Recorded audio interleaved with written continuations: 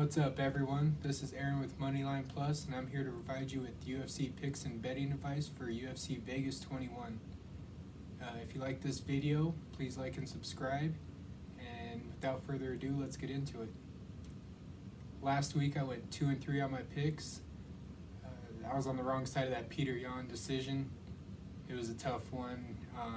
I do think they'll get a rematch down the road, but overall, I did still have a plus night. Took the 3.5 rounds on that one, so had a plus night there and hope to get another one here this weekend. I got 3 picks so far for this card. The first play I have is in the bantamweight division. Or I'm sorry, strawweight division. Bantamweight division's gone. Gloria to Paula versus Ginyu Frey. Frey comes into this one 9-6 overall, 0-2 in the UFC. And really, the jury's out right now if she's even a UFC caliber fighter. One of the worst striking in the division, low volume in that department, and she's very small for the division too. She really should be a weight class smaller, but it doesn't exist. She looks to control the ground game, get you on the ground, and that's really where she tries to win her rounds there. That's what she'll look to do in this fight, I believe. She did switch camps to Fortis MMA for this one. That's one of the top MMA camps you could get into, and a lot of good looks there, a lot of good talent. So it will help in her ground game. Hopefully, it'll bring different looks, and we might see some improvement there. But so far, it hasn't shown in the UFC. Her opponent, Gloria to Paula, is making her UFC debut. She's 5-2 as a pro. She also fights at a strong camp in her own right. She's at Shoot Box Diego Lima out in Brazil, which is one of the top gyms in Brazil and one of the top ones overall in the world. And her partner, she fights in UFC as well, so I believe just being around that all the time, having that extra motivation just daily in your personal life with the same goals, I think that just adds a little bit to it as well. She will have the striking advantage, obviously, here. And I think with her Brazilian Jiu-Jitsu, her ground game's not too far off to where she can combat anything that Frey will bring with her grappling-wise or trying to take her to the mat. So with that, despite the early level of competition, or not a lot of competition and low level with Gloria, I'm going to still go with her in this one by decision. I believe she has enough on her feet to get the job done and impress the judges, and like I said, any sort of danger on the ground, I think she gets through it. The odds for this, Gloria is -200 and Frey's at +155. So Vegas is thinking that Gloria is going to come get her debut win here, and I'm going to agree with them here on that. Next fight I have for you comes in the middleweight division, and it'll be Eryk Anders versus Darren Stewart. Stewart comes into this one 12-6, 3-2 in his last 5 fights, and big thing for him is he had that big fight with Kevin Holland recently, and really showed up to it. Took it to the judges' scorecards, and it was really close in that one. And if you show up with Kevin Holland with the year he had last year, you're going to get eyes opened up for yourself as well. I had Kevin Holland in that fight. I actually had a ticket on it, and Darren Stewart had me sweating the whole time, and even at the end, I was sweating to hear what the announcer said because I thought I lost it. So he's a decision machine. That is where he gets his wins from. Not to say that he can't win on or get knockouts or anything like that. He has good striking, good submission, but more likely than not, he'll get to the judges' scorecards. He wants to win rounds. Just overall volume of his game.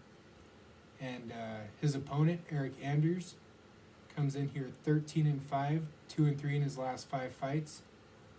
He's a former Division I football player at the University of Alabama, so he's going to bring athleticism and just raw athletic ability. And he has that. The problem with his UFC career so far is that his IQ in the fights have been really bad. He's had poor game plans. One doesn't exploit the weaknesses of his opponent very well. He'll fight to the level of his competition at times, and it turned out for some losses for him. Recently, he's left a small gym. He was the big fish in a small pond where he was at. Now he's going to Fight Ready, which is Henry Cejudo's gym. And again, a lot of good looks at that gym as well, a lot of talent, and just really trying to develop those skills and hone them in a different way with more looks. So I think with all that, I think he gets a better IQ. I think he learns to find weaknesses in his opponent. I think he uses the ground game here, which he has an advantage on Darren Stewart. And I think he lasts enough on the feet to where he gets a win by decision here. Overall, I'm not high on both of these fighters. They're good, not great. But overall, I think Anders starts getting back on that path of ascension. He was fighting some top talent and then just hasn't showed up against them. But I think a couple wins, he could get back in that category, and I think that's what he does here. The odds in this one, Anders is at plus 150, and Stewart's at minus 190. So a lot of recency bias, I believe, on that one. I think that the books are looking at Stewart with that fight with Holland and showing that he could, or thinking that he can come out here and do it again. But I think this line's closer to a pick'em, so yeah, give me the plus money with Anders here. The last pick I have, it's the co-main event of this card. It's between Misha Cirkunov and Ryan Spann. Misha comes in here 15-5, 2-3 in his last 5 fights. He's coming off a good submission win. He got a takedown early, and that's his whole wheelhouse, is submissions and just getting this guy to the ground. He has many different arrays of submissions. He's won different ways in the past, and can bring a lot to the table there. So that's what he'll look to do. But the biggest story in this whole fight here is Ryan Spann. He came in to the weigh-ins just looking terrible. When I was watching it, I almost thought they might cancel this fight just because of how drained he looked. His eyes were sucked in, and he missed weight despite all that weight cut.